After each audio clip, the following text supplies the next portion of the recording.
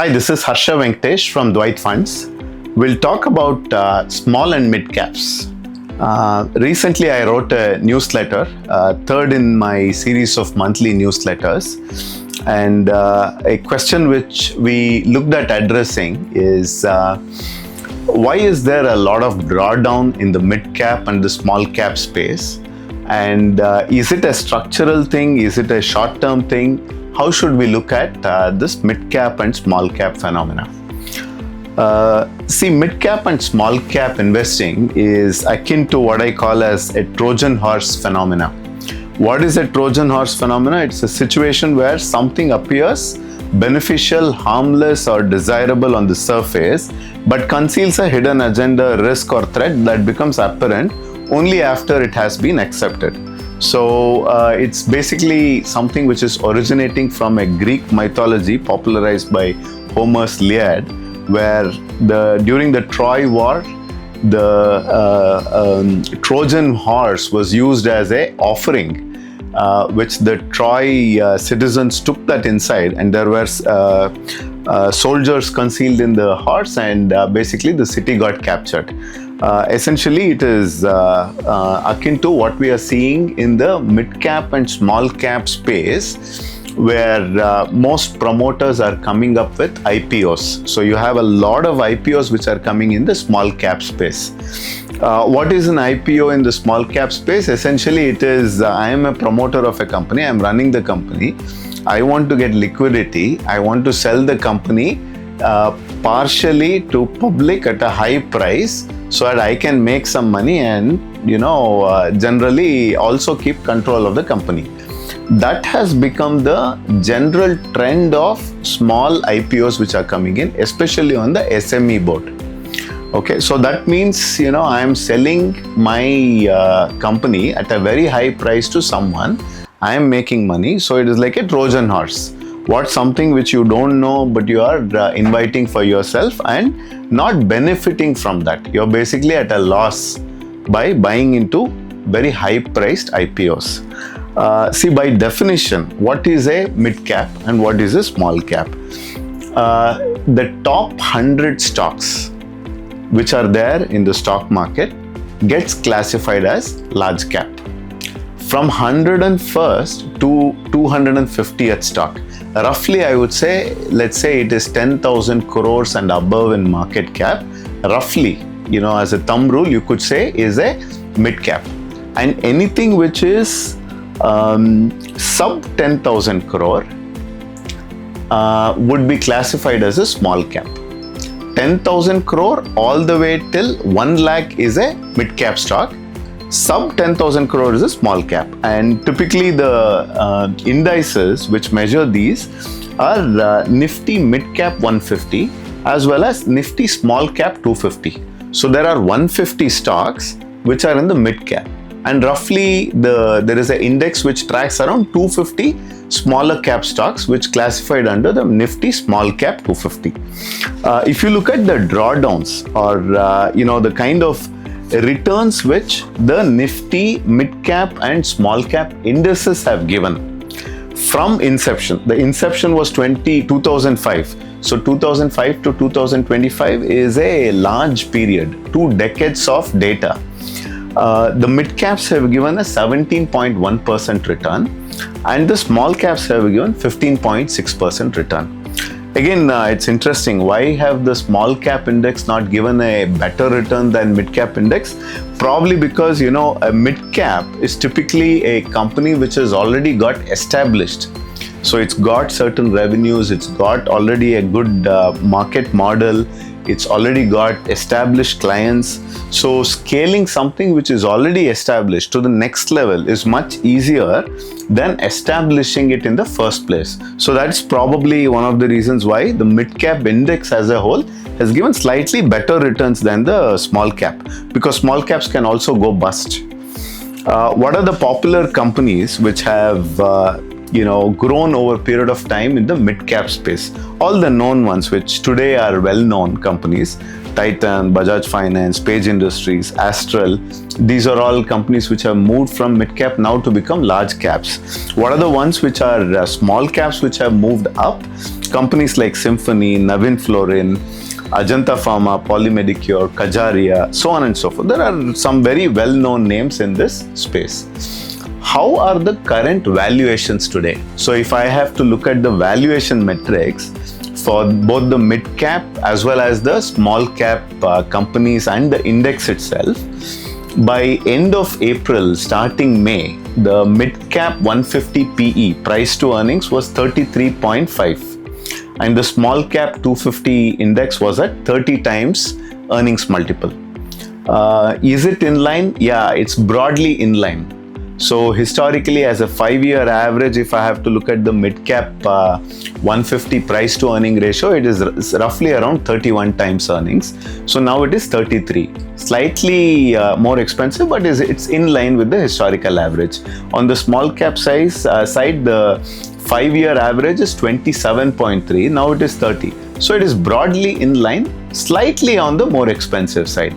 If you look at price to book ratios, the mid cap currently is at 4.7, small cap is at 3.5. Historical averages are in the range of 3.8 and 2.9. So it is slightly on the higher side. But nothing which is, so to speak, like super expensive. It is not in the super expensive range.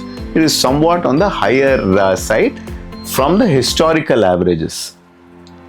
Now, if I have to look at the drawdowns, so there has been a drawdown now in the mid cap and small cap universe. What is the drawdown? The drawdowns today, if I look at May-June time frame, is roughly around 12% is the drawdown. 11 to 12% is the drawdown in the mid cap space, and it is roughly around 15% in the small cap space.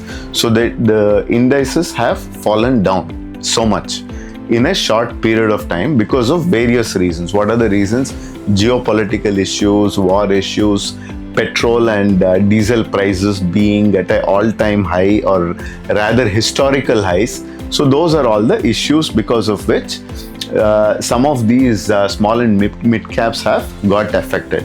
So what is it that we need to look at? Are these companies continuing to go down? How do we look at these companies doing in the next 1, 2, 3 years? See, typically what happens is whenever there is a challenge, including you have cash constraints, you have credit uptick not happening, business growth not coming, it's not linear, capex not yielding enough returns, all of those. See, those are only for a limited period of time. So typically there is a resurgence which happens, and the same will happen even in the mid and small cap universe. So if you look at our universe of stock, we are very interested in smaller companies which have the capability to become big companies in 5 to 10 year period. A small cap or a mid cap is highly attractive if they survive. How do we determine what are the rules for survival? It's we look at 4 things. So number 1, we try to go away or not invest with promoters who are not of very high quality. So what do I mean by that? It is very important for us to be very confident of the management which is running the company, be it small cap, mid cap, large cap. Promoter quality is super important. Number 2, rosy financials. If you are not very clear on how the financials are actually coming up, if you are doing due diligence and you understand, hey, there is a lot of receivables which are pending in the accounts, what is happening with the cash cycle at the company, how are we looking at inventory buildup, anything which appear good in terms of PAT but not so good in terms of cash flows. So if you have rosy financials just on the bottom line but not so good on the cash conversion and so on and so forth, we tend to ignore those companies. Third one is, it's very difficult for a mid and small cap to survive and thrive if there is a lot of uncertainty involved. What do I mean by uncertainty? For example, the core business for a mid and small cap is still evolving. It's not like super strong. There can be super strong players as well, but most cases there is a room for execution error. So if we are seeing something where a company is not really a leader in its space, it could be a niche area where it is a leader. If it is not a leader and if it is not expanding rapidly, we try to not invest in such uncertainty within our investing world. We would try to go away from that. The other one is extreme cyclicality. See, what happens is if you're a small business and you have a huge drawdown, it is like an existential threat. So for a company which is mature, it's okay to have certain drawdowns and so on. But if it is, if a small company or a medium-sized company is in a highly cyclical business, it is better we stay away from such companies. So we try to stay away from extreme cyclicality. That is what we try to do. So as Charlie Munger, our guru, would say, big money is not made in buying or selling, but in sitting. So we want to be super patient with a lot of our investee companies, quite a few of which are mid and small caps in nature. But our idea is to invest in companies which have a strong foothold, which are leaders in their own niche segments, where we are willing to wait. So with that, I think I come to a very brief conclusion. What is it that we want to do? We want to invest in small and medium-sized companies which have a great scope of becoming really large. Second one is our investment universe is much larger if we are looking at mid and small cap companies which are not analyzed by the larger investment world. That is number two. Number three is low base effect. See, one of the things is if you have a revenue of 100 crores, increasing by 40% to 140 crores is a lot easier than if you have a revenue of 10,000 crores, which increases to 14,000 crores in order for you to get a 40% increase. So we have to look at those companies which are capable of growing much faster on a smaller base, but which have enough characteristics for it to have longevity, which is very important for us. So with that, I would like to conclude this particular newsletter series, and I will see you in my next newsletter. Thank you.